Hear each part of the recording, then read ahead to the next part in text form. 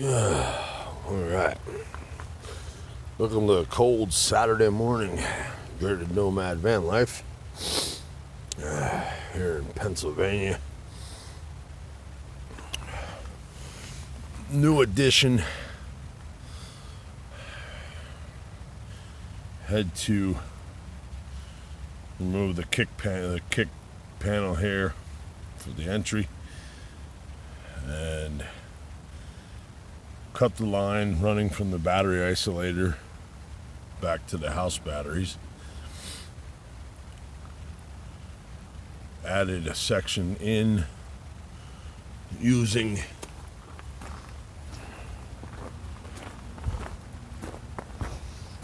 making another section of wire using the same 4-gauge size that came with the kit, with my battery isolator kit. So I took a section of that and then used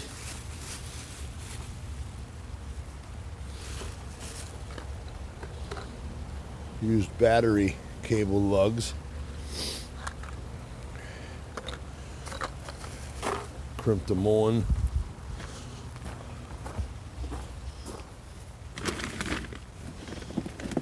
crimping them on with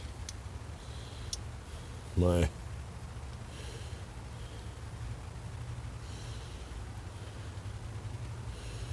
hammer crimper.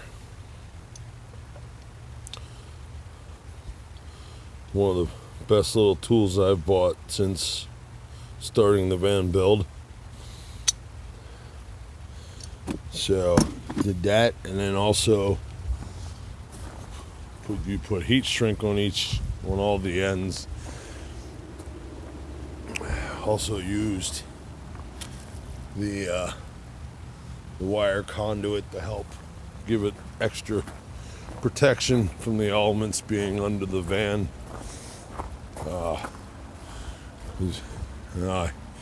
I disconnected everything up here first. One, because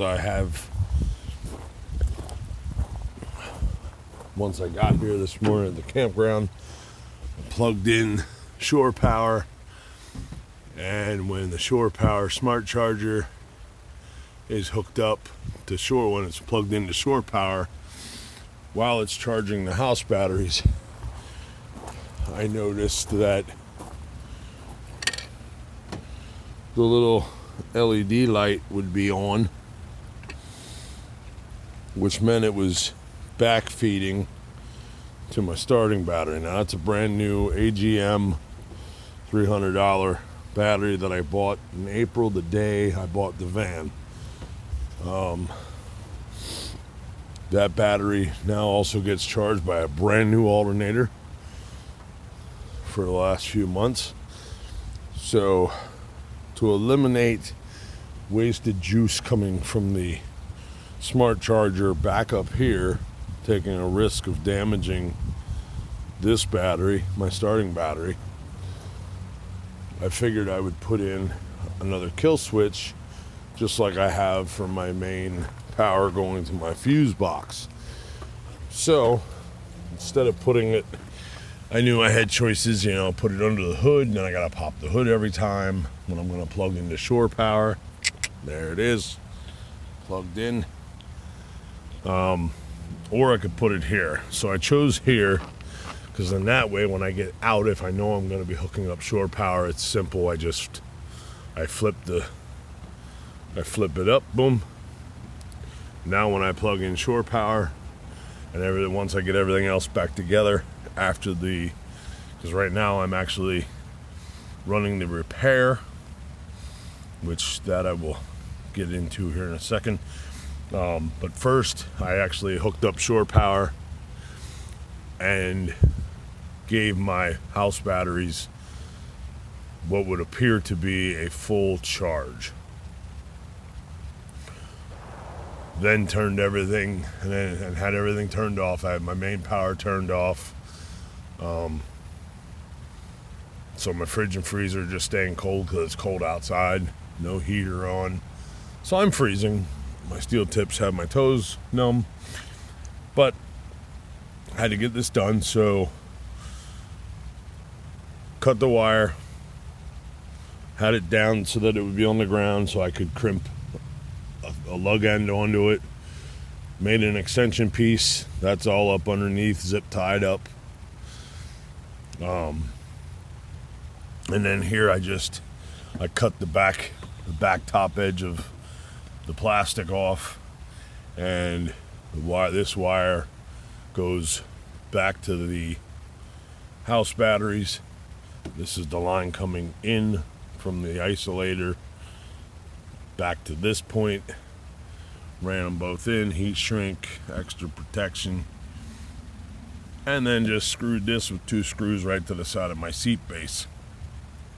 So that's it for that. So now, because of the sulfation and stratification of the house batteries, we are now in 12-volt repair mode, which normally this smart charger, when it thought that the batteries were full charged, that was only showing like 12.8, 12.9 volts. Now in repair mode, we are at 14 volts, and it's jumping back and forth around as it's supposed to, I guess. It's discharging, charging.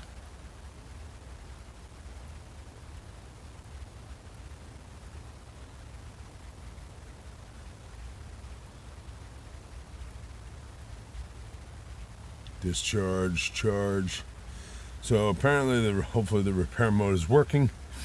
Hopefully it will fix my sulfation and stratification of the batteries so that they can receive a true full charge.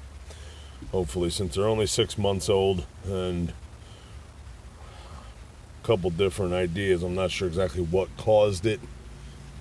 Well, I know what causes it is the fact that they never get a full charge, which prior to having the battery monitor, the only thing I could base it off of was the voltage. Then once I got installed the battery monitor, when you have to set the parameters for that, when you have it on the percentage, if you know your batteries are full charge, you hold the right side arrow, and that lets the battery monitor know that you are at 100% charge. Or you can hold the left arrow down and it goes to 0. Now that's only supposed to be if your batteries are completely discharged. My batteries were in the middle. So when I hooked everything up, I was plugged into shore power, had the smart charger charging what appeared to be a full charge, and then I set the parameter. I'm assuming, I know that's not wise to do, but I'm going to assume that when I did that, it really wasn't a full charge. I'm not sure if this battery monitor, being that everything's going through the shunt, except for, well, my battery isolator comes in, goes through a 150 amp fuse, and then goes right to the battery. But I'm not sure. Since it's a cheap battery monitor, I doubt it affects anything, but somehow the fact of my batteries not being completely full charge, not getting a full charge, and over the summer, the draw down from the fridge and freezer running constantly in the van when it's closed up and I was at work, I guess just led to the sulfation and stratification of the batteries. So we're going to hope that repair mode will straighten and fix my batteries back to the new state that they should be in, because they're only 6 months old, or at least 6 months in the van. So now it's like probably about another 3.5 hours yet till the repair mode should be done. And we'll go from there. So now I might actually walk down to the camp store and see about having them bring me up some firewood so I can start a fire and try to warm up a little bit once I clean up all my stuff. And then I gotta replace the headlight. It's amazing, I just replaced these headlights less than 2 months ago. Now, the old ones that were in it when I bought the van, driver's side was dry, just like that one is. Passenger side has moisture, so did the old ones, but they still worked. Now I put in 2 new headlights, and within a matter of 2 weeks, passenger side has moisture again. Driver's side is dry. Last night on my way back from Virginia, once I got into Pennsylvania, I got pulled over by a state trooper, letting me know that my headlight's out, and I already knew. So now I have to, the next task at hand today here while my repair mode we're going on, is to take this back apart and change out that headlight yet again. I did find online, I found complete conversion set that gives me the headlight housing, and I'm going to convert over to 6000K LEDs. Used Google because the website lists and shows a decoder for $18 so that you don't get any lights on the dash saying about your headlights not working or something. But after doing a Google search, my year of and Ford make, the model of Ford is not listed that it needs the decoder, so I'll be able to save, not have to spend that $18 extra. So I think with shipping, I'm probably looking at about $160, $170 to swap this thing over to LED headlights, and hopefully I won't have to worry about the moisture, but that'll be later. Don't have the money for that right now. So that's my day. Hope the rest of y'all having a good day, having a good weekend, hopefully. Like I said, I'm freezing. It's cold at the moment. Can't start the van. Don't want to start the van. And guess I'll pull my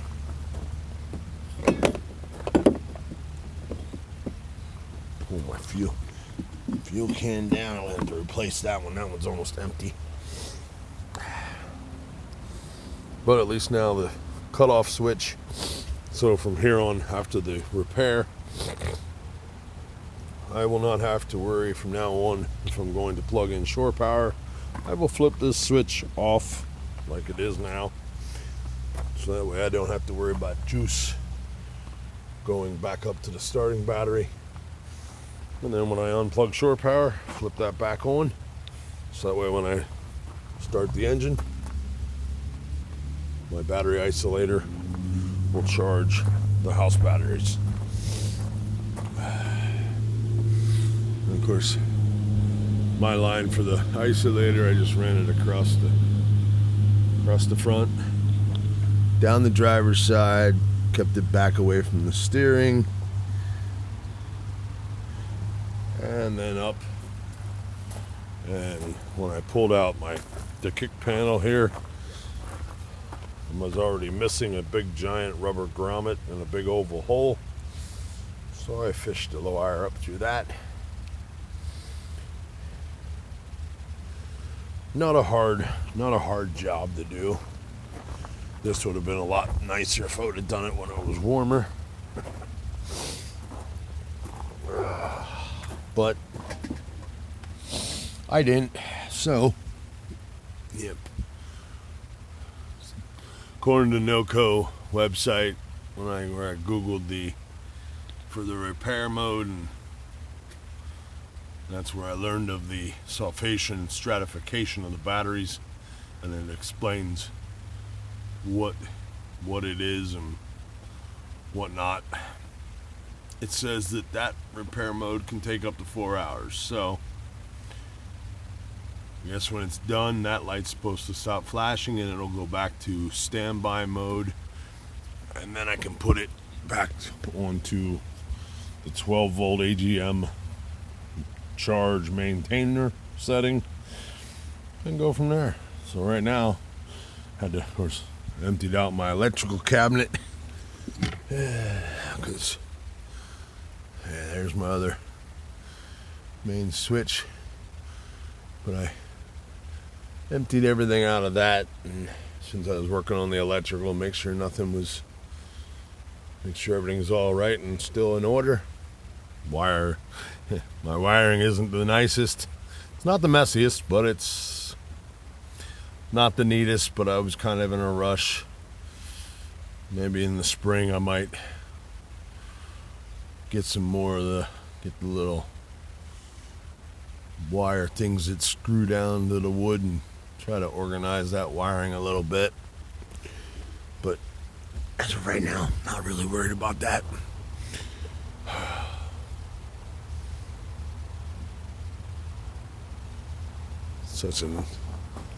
Even though it's cold, it is a beautiful day. So, catch y'all later. I'll probably do an update video to make if the repair mode works for the batteries. But hey, remember, fight for love, not hate. Peace.